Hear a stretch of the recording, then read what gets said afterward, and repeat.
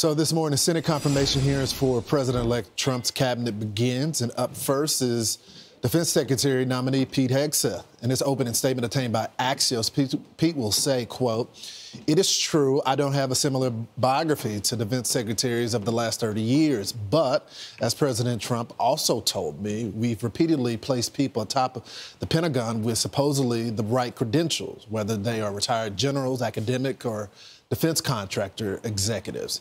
And where has that gotten us? He believes, and I humbly agree, that it's time to give someone with dust on his boots the helm, a change agent." Newly elected Senator Jim Banks sits on the Senate Armed Service Committee and will be a part of that hearing this morning. Senator, congratulations on your win, and thank you for joining the program this morning. So Pete talks about being a change agent. He talks about the agenda of the president. Of course, he's written books about this, been championing this for years. But the Democrats on the committee, they're not going to make it about the issues, right? That's right, Lawrence. I just got to Capitol Hill. I walked into the Senate office buildings, and there are hundreds of veterans already lined up to come to Capitol Hill today to show their support for Pete Hegseth.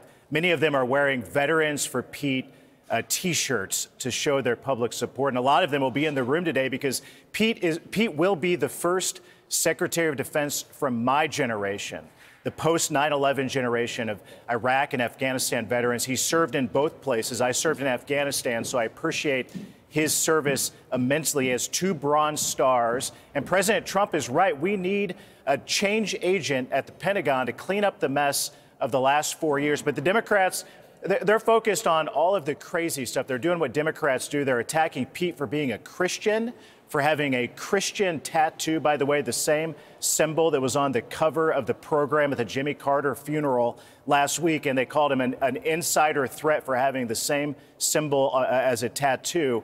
It's crazy stuff, anonymous sources. But he's going to do well today. I've met with him. I've been in some of the practice meetings with him. He's ready to go.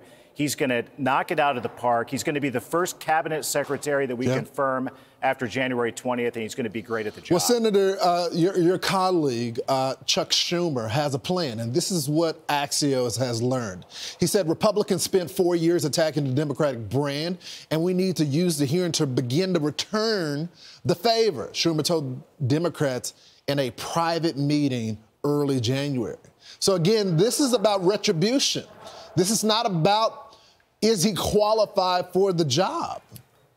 Yeah, it's shameful. I mean, this is the most important cabinet secretary that President Trump will have on his team at the Department of Defense to make our military lethal again, to get our military back focused on what it has to be focused on. This is a dangerous time in American history, and Pete Hegseth is going to get the military back. Instead of focusing on all the woke political crap that the Biden administration and Lloyd Austin and all of these, the clown show at the Pentagon over the last 4 years, they were more focused on wokeness than readiness. And right now we have a significant recruitment crisis because of it. The Army decreased their standards.